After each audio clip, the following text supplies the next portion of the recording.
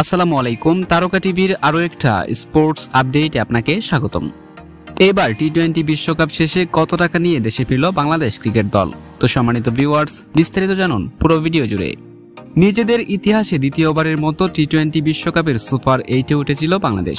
শেষ 8-এ প্রথম 2 ম্যাচে বাজেভাবে হারের পর টাইগারদের সামনে সেমিফাইনালের হাতছানি ছিল, কিন্তু সেই সমীকরণ মিলাতে গিয়ে আফগানিস্তানের কাছে বাজেভাবে হেরেছে টাইগাররা। তবে এদিকে টি-20 বিশ্বকাপের জন্য এবার রেকর্ড প্রাইজ মানি ঘোষণা করেছিল আইসিসি। সর্বমোট প্রাইজ মানি $11.25 মিলিয়ন, যা বাংলাদেশি টাকায় প্রায় 132 কোটি টাকা। তবে আগের আসরে ছিল সেটা 65 কোটি টাকা, অর্থাৎ গত আসরের থেকে এবার দ্বিগুণ বরাদ্দ দিয়েছে আইসিসি। চ্যাম্পিয়ন দল একাই পাবে 29 কোটি টাকা এবং রানার আপ দল পাবে 15 কোটি টাকা।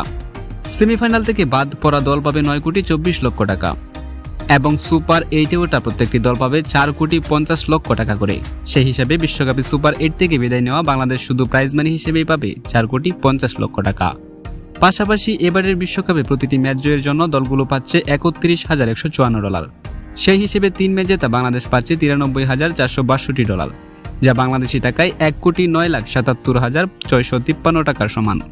সব মিলিয়ে বিশ্বকাপ থেকে বাংলাদেশের আয় $4,75,962, যা বাংলাদেশি টাকায় 5,59,00,000 টাকারও বেশি।